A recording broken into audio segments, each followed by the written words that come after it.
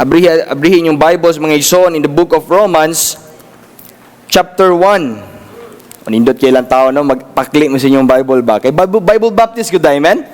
All right, so Romans 1 ato ang basahon ang verse 18 down to verse number 20. Ako rin magabasa mga igsoon, please follow me with your eyes, okay? So ang Bible nagingon in verse number 18, for the wrath of God is revealed from heaven against all ungodliness and unrighteousness of men who hold the truth in unrighteousness. Okay? In verse number 19, because that which may be known of God is manifest in them, for God hath showed it unto them. For the invisible things of Him from the creation of the world are clearly seen, being understood by the things that are made, even His eternal power and Godhead, so that they are without excuse. So karong kabuntagon mga igsoon, atong tun-an kining topic nga doctrine of God. Alright? Unsa ba gyud ang Ginoo? Okay? I know nga dili na to matukib, dili na to matungkad unsa gyud ang Ginoo, but let's try to learn this morning in our Sunday school. Magpray ta.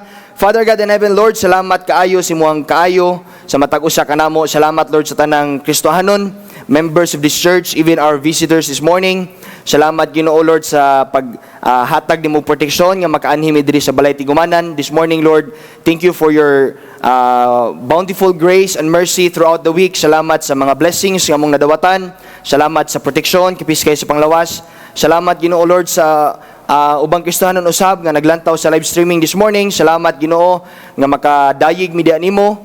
Salamat Ginoo Lord nga maka-lift up me Lord sa imong ngalan Lord Jesus Christ in our midst this morning. Nagpray ko Lord that may the Holy Spirit help us sa among pagtuon ini nga Sunday school. Wala mi mahimo Lord kung wala ka pasabta mi sa yano simpleng mapaagi. O nagampo ko Lord nga ikaw mag-protectar pa Ginoo Lord sa mga Kristohanon nga nagpangabot pa diri sa church.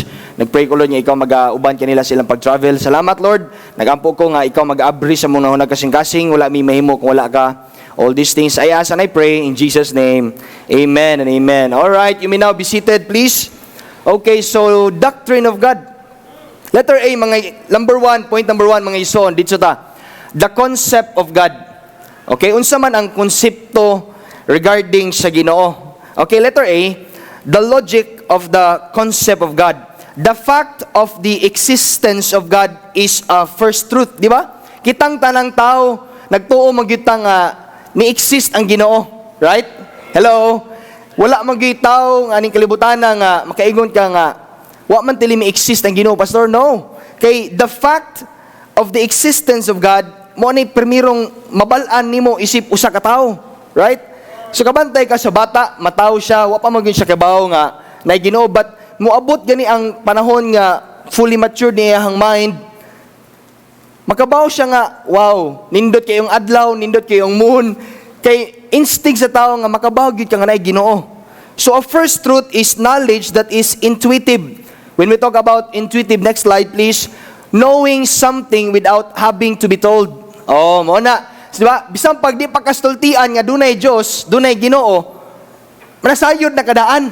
Mo na intuition or knowing something without having to be told. Di na taangay sultian pa nga dunay Dios kay makita nimo sa gawas on all the creations nga gibuhat sa Ginoo, makaingon jud kasi mong self nga maski pag wakay learnings, maski pag unlearn ka, maski pa ang tao nga pinakabutan na to wa siya kaalam, maka nanagid siya kanang intuition nga there is God. Okay, our belief in God is intuitive. It exists in all men whether we admit it or not. Oh, maskin pa ang tao magpalikoy-likoy pa siya nga wag ko kaila si Ginoo, pastor.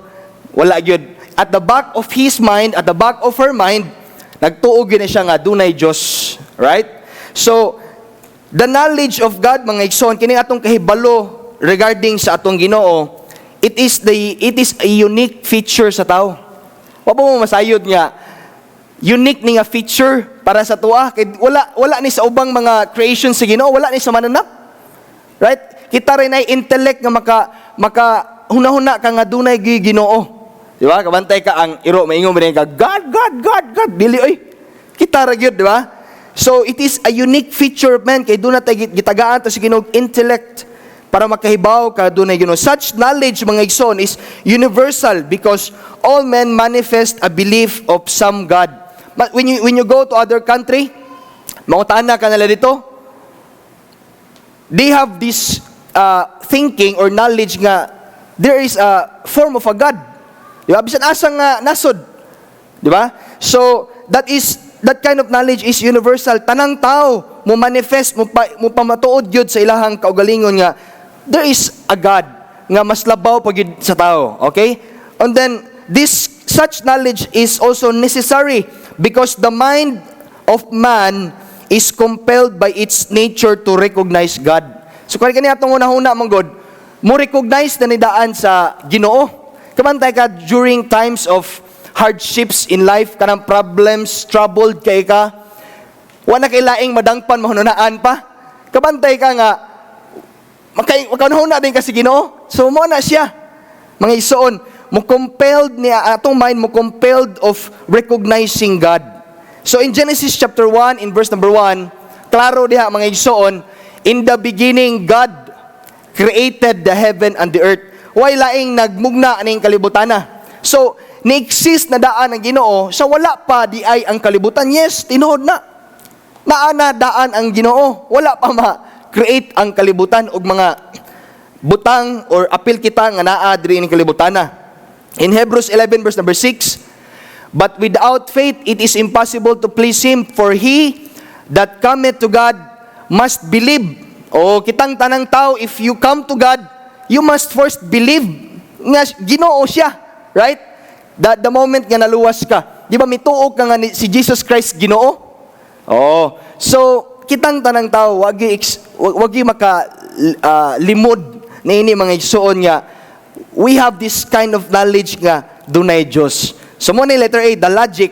O logic mo yun, kag logic ka na bang binisaya ba? Di na angay solbat-sulbaron.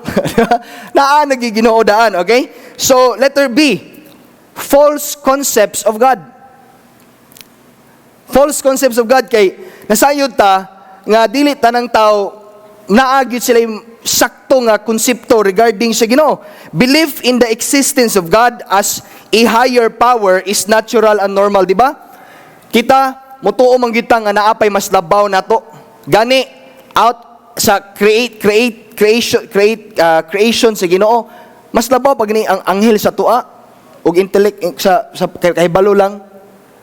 Mas ang pinakalabaw pag ang Ginoo. So it is natural and normal nga makaingon ta nga naa pa bay labaw nako? Yes, true. Naa pa mas labaw na to. However, it is from this point that man's understanding of God diverges greatly. Kani mo gong tao hilig mo gutag mag-imbento. Ganahan mo gutao kanang kanabang maghimo kag imuha ba? Maghimo kag imuhang daan. So ani nga point, kaning pagsabot sa tao nag-diverge greatly, nagkalinlain. So next slide, what are the false beliefs of man about God? So ato ning tun-an mga ison, if you can write much better mga ison. Una, kaning atheism. Atheism, I know nakadungog nakatingaling ani nga word. Atheism, next slide. Let's define this. Atheism is unnatural and abnormal. Dili ni natural o dili po ni normal. So unnatural ni o abnormal nga naman pastor, because it is a denial of the existence of God.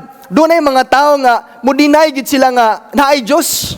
So they are called atheist. Salamat ka oy nga dili ka atheist, amen. Salamat ta nga kaila to sa Ginoo, natay kaalam, natay understanding, natay knowledge diya sa atong Ginoo. So subok kay pamalandungon, dunay mga tao aning kalibutan na they deny the existence of God. So atheism manifests itself in three ways. So dunay tulo ka klase ang pagka-atheist. Una, practical atheism. So mo ni mga tao, people who have chosen to discard God from their thinking and life. So mo ni mga klase nga tao nga gidiscard nila, gineglect nilang Ginoo diha sa ilang unahuna ug diha sa ilang kinabuhi. Okay? So ikaduha nga klase nga atheism, kaning virtual atheism. Mo ni mga tao who adopted who adopted various philosophies which require no belief in God. The best example ni mga igsoon kaning mga nasod nga communist. Example, China, Russia, North Korea. Ngano man mga communist sila kay naiisa ka tao nga nag-lead nila nga ang ilang una mo na siya, mo na mong supreme leader, mo na mo ang Ginoo. We cannot dinimi mo tuog lain tao pa kanira gid sila. Kanira gid siya nga gibutang sa among nasod. Mo na virtual atheism. Mo na nga di na sila mo require pa og magunhuna pag dapa bay Dios. Mo na virtual atheism. Ikatulong nga klase nga pagka-atheist kaning dogmatic nga atheism. People who openly boast their denial of God's existence because nagunahuna sila mga igsoon. They think that they are more wiser than God. Kaning mga scientist, no? Kabaw sila nga, mas bright pa ko si Ginoo, oy. Di ba? Pero unsa may gisgutan sa Bible kung mag-i-profess nimo imong kagalingon nga wise ka.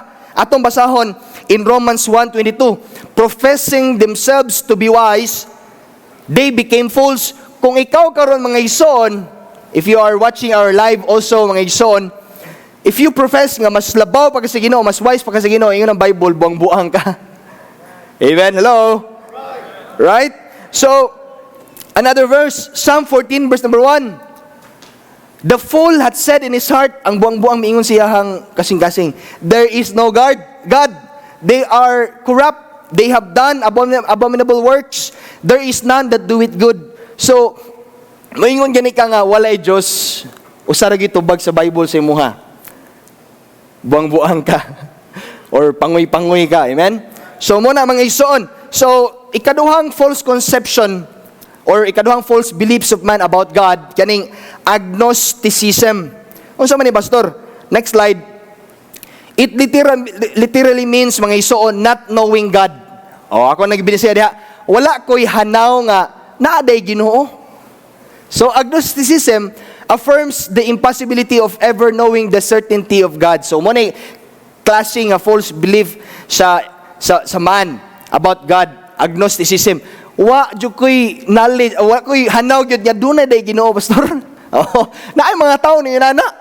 Na day Ginoo di ay. Abi na ko way Ginoo. So mo na agnosticism na nga mga agnostic na nga mga tao. Okay? So letter C dito maglangan. Dualism. When we talk about duha. So unsa may doctrine ani pastor? Unsa may belief ani nga mga tao? Okay, next slide. This idea holds that there are two distinct and irreducible principles. Una nga prinsipyo, good, it is equals to God. When we talk about evil, it equals to Satan. Pero ang nakalainan na nila mga igsoon, it teaches that both God o kani si Satanas are co-eternal. Pareha sila nga eternal, infinite. But naibat diha mga igsoon, but that God is finite. The word finite mga igsoon, it is having limitations. Pangutana na ko ninyo karon this morning, naabay limitasyon ng Ginoo? Wala, di ba? So, sayop kayo, dualism. Pero subuon na naon, nunay mga tao nga muna ilang false beliefs about God.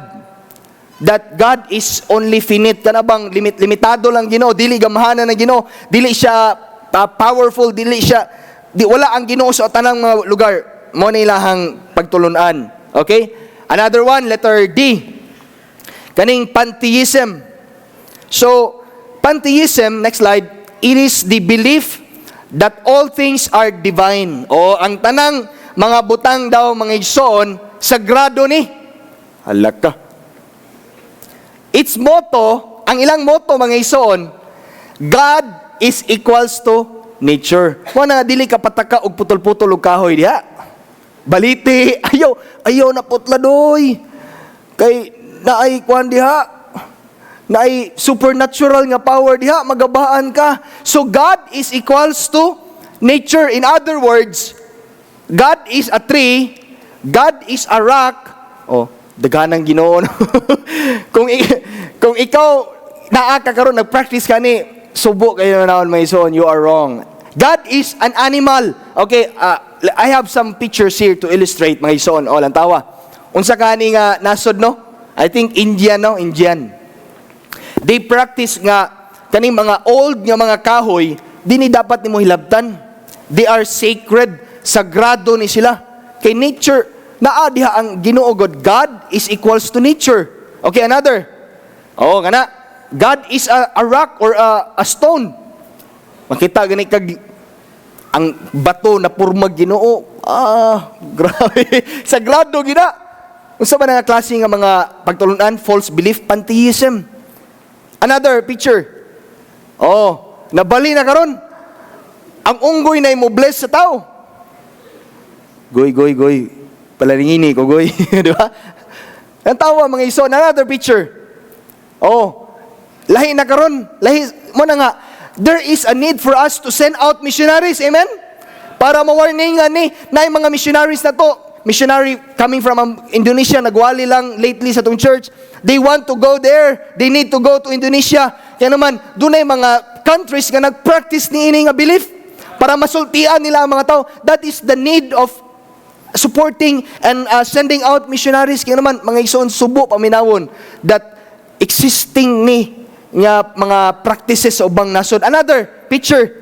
Oh, laliman ka kobra.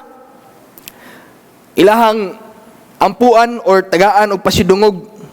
That is pantheism, mga igsoon mo na nga, dili ka pwede mo patay og baboy, di ka pwede mo patay og baka, kay hala, kabaan juga. O mo na ang mga klase false belief sa ubang mga nasod. Salamat that diri sa Pilipinas, ang sayo pro magyud nato diri ka ng mga idols or magyud. Wa man ta magsimba ng mga inana, di ba? Naa ba ninyo diri karon? Basig naa ninyo ba nga kita mo karang mga kahoy nga karaan na kayo, grabe yung reverence nimo kinaadi ang Ginoo. Mga igsoon, that is wrong. Okay? And then the last false conception or beliefs of man about God, mo ni gitawag nga next slide please. Polytheism. The word poly, next slide. Poly, it means many gods. Daghang mga Diyos. Oh, existing ni diri sa Philippines. Many of the world's religions are polytheistic. So, if you don't believe nga ang Ginoo spirit, di siya makita. Salamat ta diri sa tong church na wa kay makitang larawan diri mga ison. If you are our visitor this morning, this is not to offend you, but ang tinuod nga Dios buhi di nimo makita. Amen. Dili nimo ma-compare ang Ginoo sa kalarawan. Kay wa ka kabalo nga mo ba gini tinuod naong si Ginoo. Right?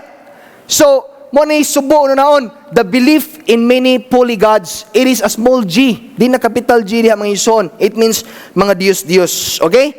So, letter C. The concept of God. Letter A, the logic of a concept of God, false concept of God. And letter C, the true concept of God. Ato ning step by step, okay? Step number 1, the word theism. Theism, it is the belief in a personal infinite God. Amen? Kita ni, nagtuo ta nga dunay limitless, walay dili nagtuo ta nga dunay unlimited nga Ginoo. Amen? Dili siya limitado lang nga ma-hold ni mong Ginoo nga mo diri ra jud ka Lord ha, diri ra jud.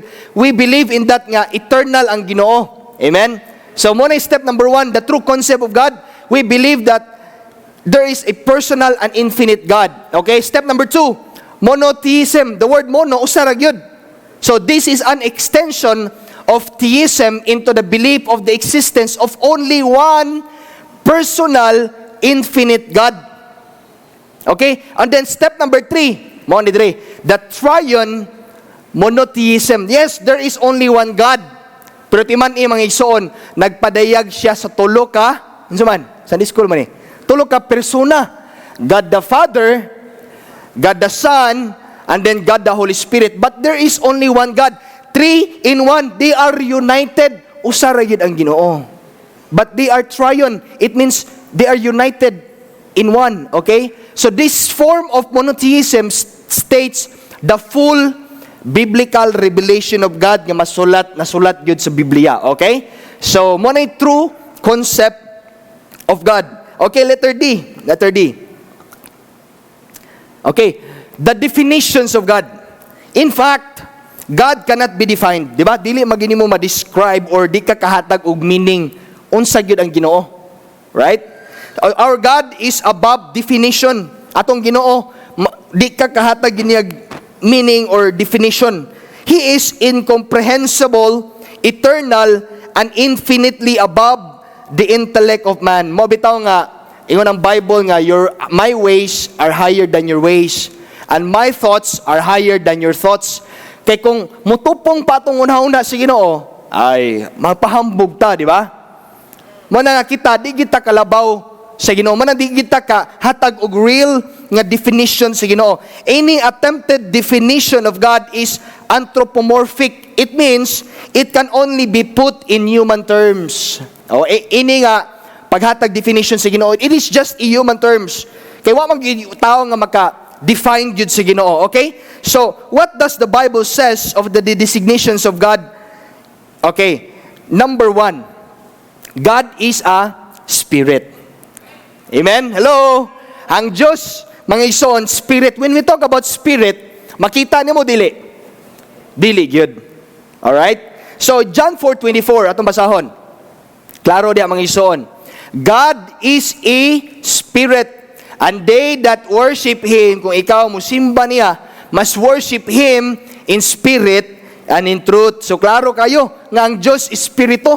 Di gid siya makita. Amen? Blessing ba na nga verse na to? Sa dihang na-save ko mga ison, di, grabe gid kaluyal bigin ako sa kanang bang Diyos ba? Akong lula god, dugay kay niya gibuy-an ang iyahang santos sa San Agustin man amo adto. Naagi naong ni Santo Niño dito sa among altar sa balay, naapod ang statwa ni Senyor San Agustin. Kinadugayan jud gibuy-an sa akong lola nga dili gyud mo itinuod nga Dios. Pero sa dihang nakabalo siya ni nga verse, John 4:24, God is a spirit. Mo ni nakapa-udyok ba? Mo rin nakapalid sa kung lula nga, ilabay na niya itong iyang santos. Pero actually, wala niya gilabay, gibaligya niya kay antik man to. Okay, so wala na, di ba? So, dapat makabalo jud ka nga, unsagi concept sa Ginoo nga nasulat sa Bible. So, God is a spirit. Another verse, Numbers 23 in verse number 19. Klaro niya, God is not a man, that He should lie, neither the sons of man, that He should repent. Hath He said, and shall He not do it? Or hath He spoken, and shall He not make it good? So, God is not a man, it means, kung kitang tao, physically, makita magini mo, di ba? Kita man tamulo karon no. So, tao ka. Tao ba ka diha? Amen? Tao ba ka? So, espiritu ka diha ba? Espiritu ka? Dili ka spirit, ay, makita man ta ka. Pero ang Ginoo, He is not a man. It means, di ni mo siya makita, mga isoon. Mo ni tinuod nga Diyos. Amen? So, another. Okay, number 2. Definitions of God in the Bible. Number 2, God is light. Amen? Ang Ginoo, kahayag siya in 1 John 1:5.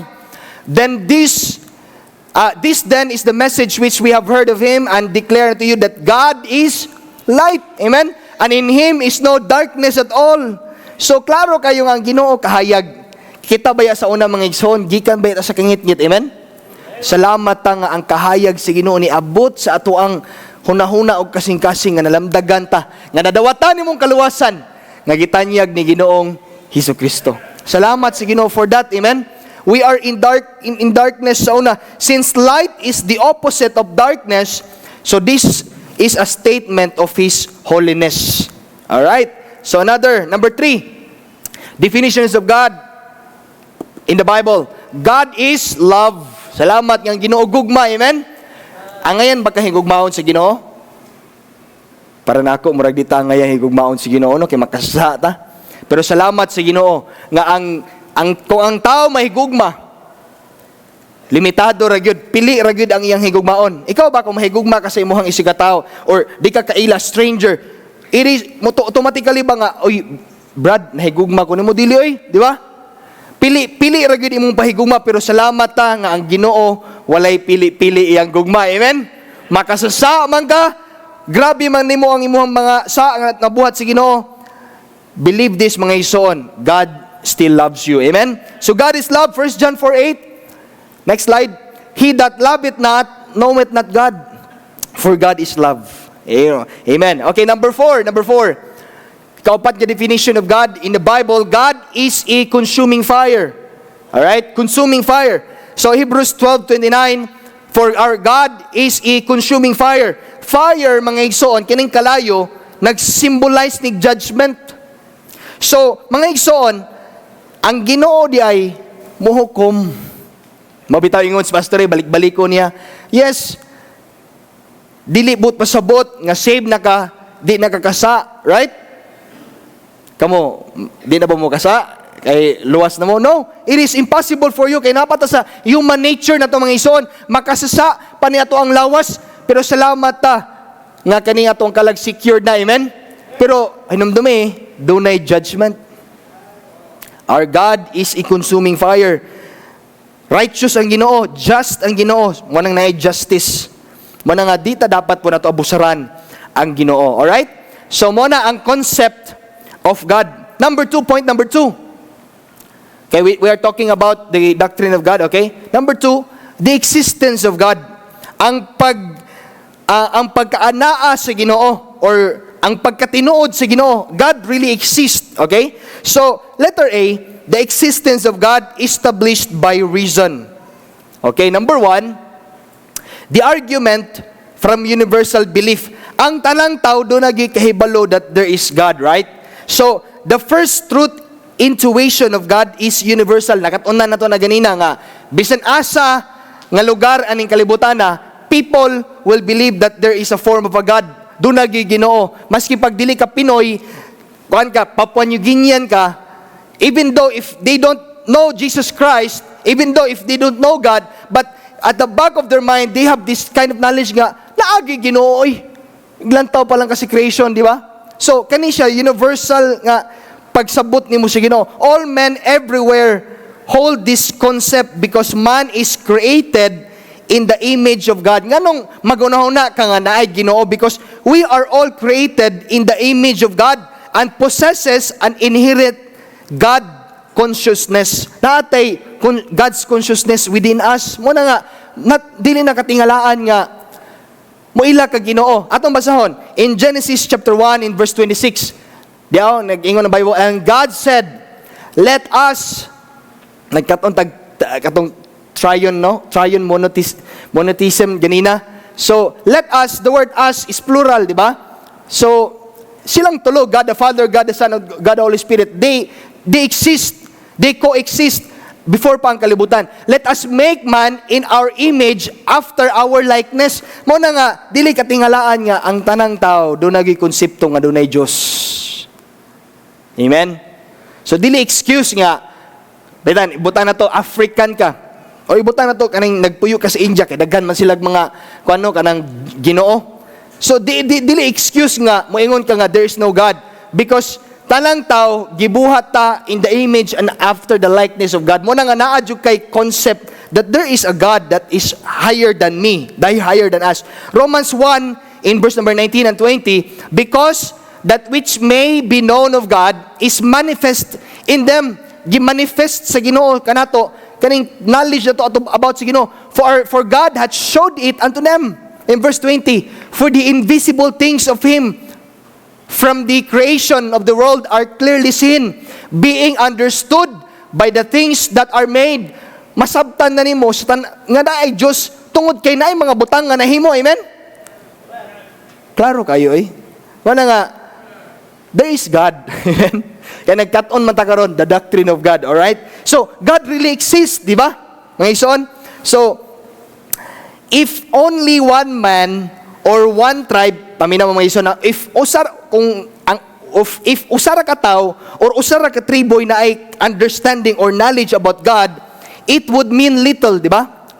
Sayang kayo usara day tao na knowledge about si Ginoo. Dili day tanang tao. But the fact that people in the remotest corner of the world, kana ba mga remote area na gid ba? Kana mga nitibo nasa tribo, remote areas of the world untouched by Christianity or Western civilization also share such knowledge bears great significance. Salamat ta nga dunay mga missionaries nga gitandog yun sa Ginoo ilang kasing-kasing, nagstorya gud ang Ginoo silang kasing-kasing, nga muadto sila, mulakaw sila, because they bear that burden, mga iso, nga angay silang suginlan sa maayong balita sa Ginoo, aron masayra nila si Jesus Christ, ragi makaluwas, amen?